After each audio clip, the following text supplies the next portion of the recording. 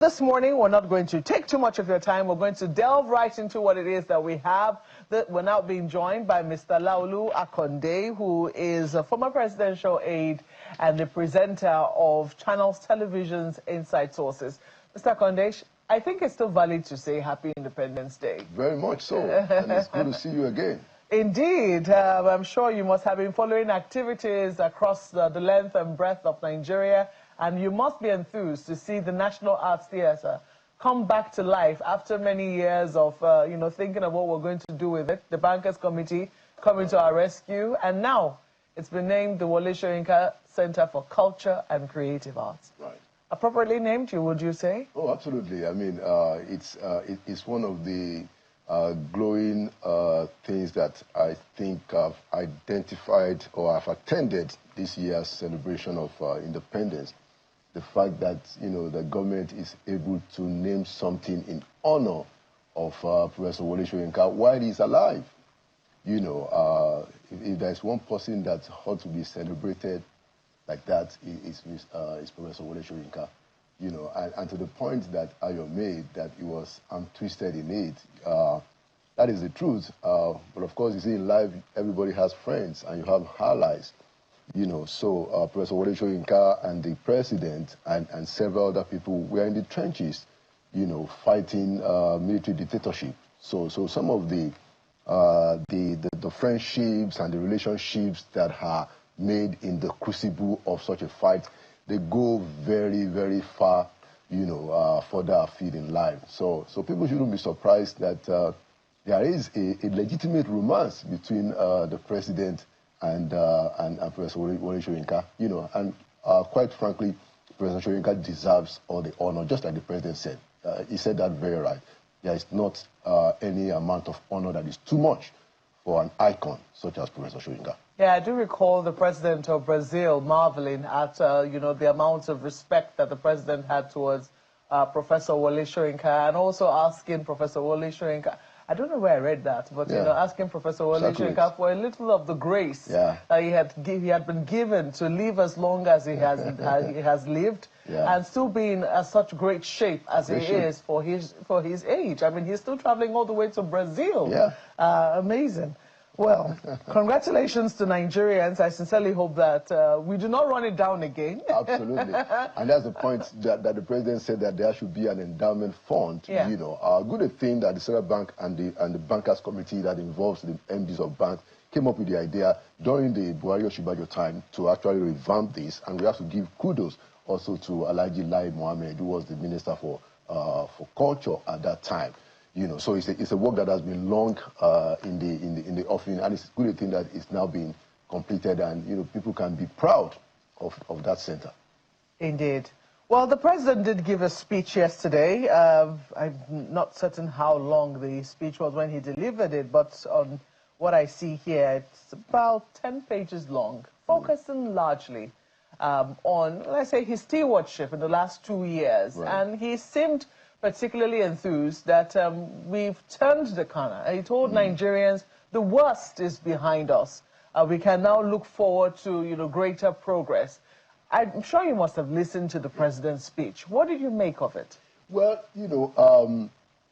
I think this is the best speech for the president in trying to talk about what he has been able to achieve. And you have to give him the credit for those things. He was quite diligent to list out, one after the other, some of the achievements that his administration has been able to put on the record since he took over power, especially in the area of the economy.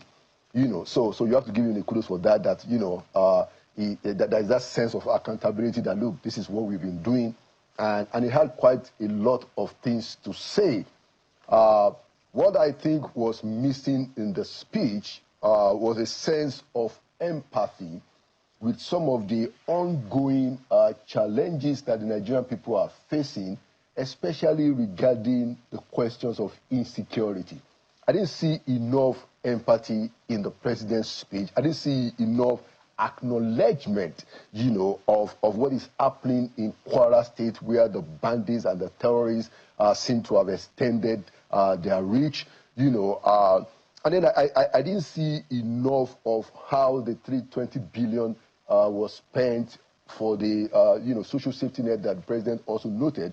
And of course, that information has been out before. But we haven't seen a demonstration of that. Who are these people? And I'm not saying that the people are not there. I have lived the experience where, people get the goody-goody from government and then they disappear. But it is important to showcase, some of those things, because it brings hope to the people that have not been reached. So I don't see the president, spending enough time talking about how his administration is concerned about poverty, and then finally, I didn't see him talk about so much about corruption. He says that we've removed the oil subsidies and the corruption that are attended with it, but we don't still know what is happening in NNPC. There is so much rot in the oil and gas sector, particularly in the NNPC health, and the president has not been courageous or bold enough to go after, the rot in NNPC the way he managed to do for CBN, and so the president is still being a little bit, gingerly around dealing with some of those tremendous amounts of corruption. Don't forget that Mr. Olukayede told us, a couple months back, that the kind of corruption in the NNPC here is mind-boggling.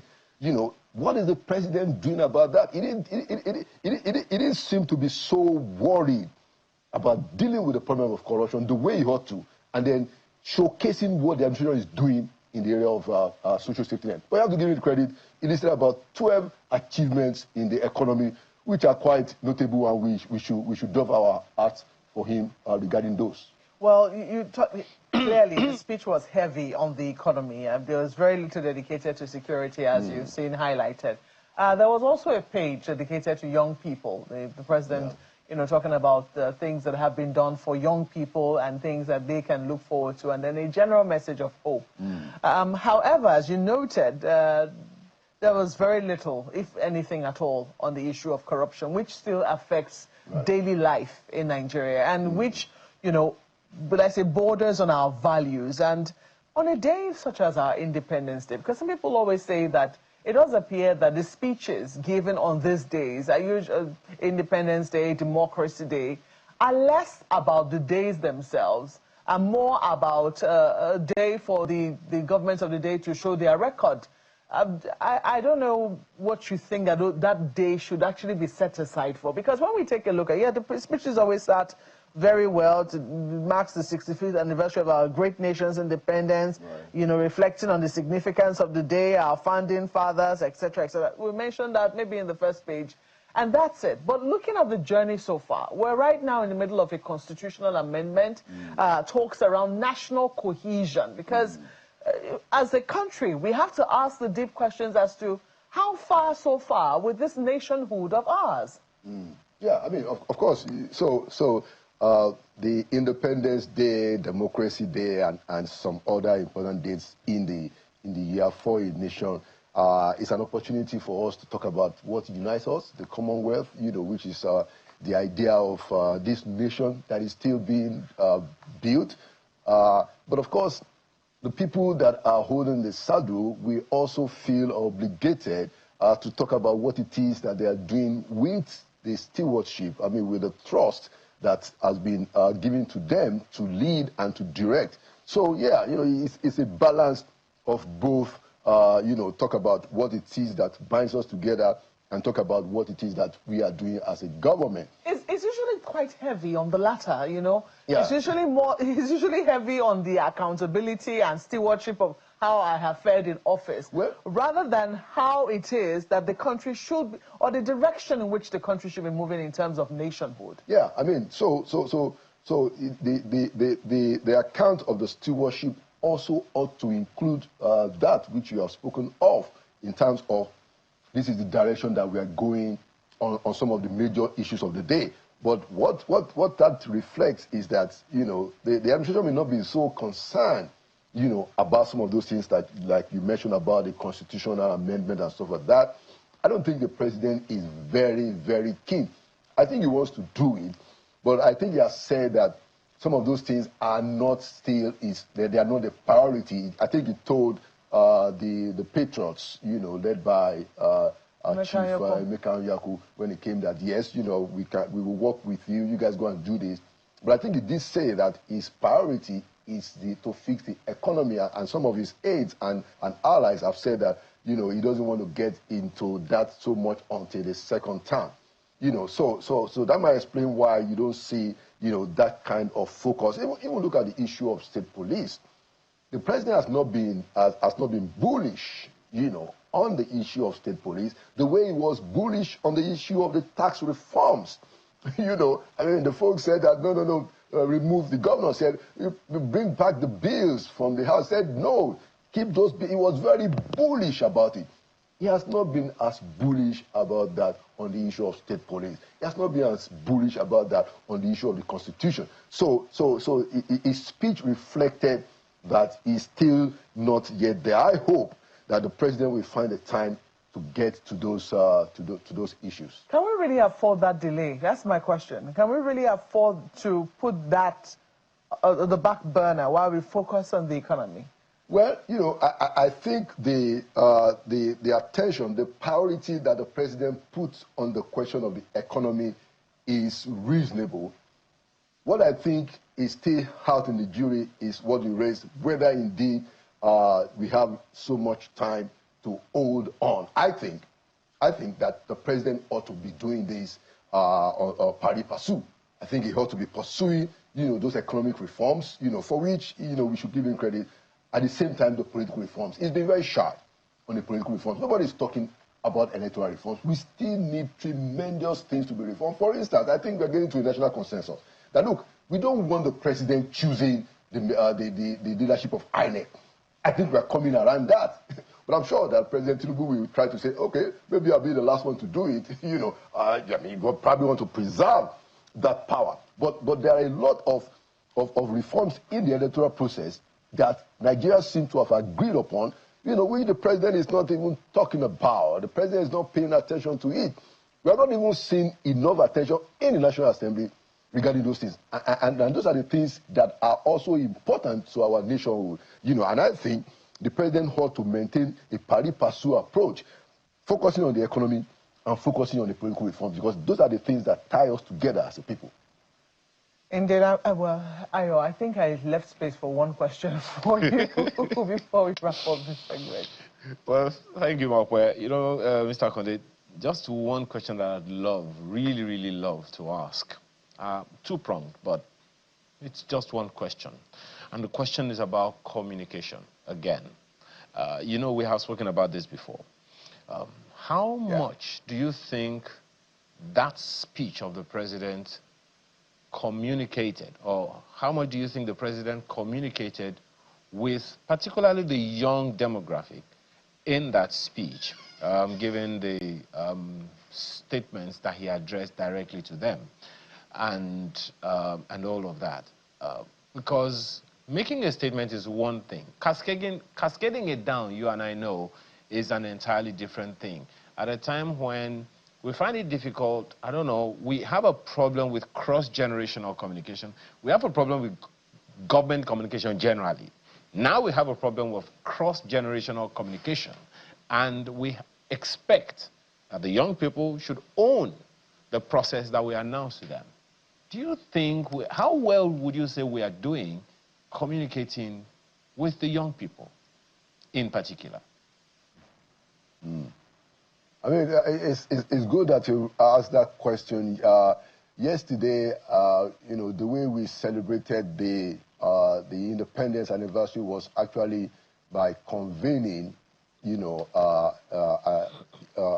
project which we call Future is Now, which is a project where politicians and non-politicians came together to say that, look, we need to engage more of the young people in the prospects and in the decision-making in this country.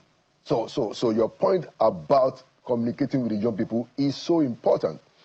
70% of our population, by several estimates, have been decided that it is more of young people. 70% the population, people below the ages of 40 or thereabout, and we are seeing, a further demonstration of apathy by those same demography, which goes to the point that how are we communicating? How is the president communicating with the young people? He did make a portion of his speech, about the youth. But what we need to do with young people is to encourage them to get involved in the political process. Don't forget, and we made this point yesterday, and the future is now unveiling yesterday, that Sardana, the great Sardana, he formed the Northern People's Congress, at the age of 39. The sage himself, Chief Obafemi Awolowo, they formed the action group, around when he was 40 or 41.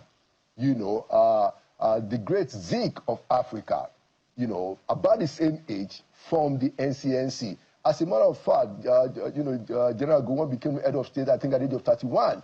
There was a governor, a military governor in Rivers State, in that area, D.T. Spieth, who became governor at 24.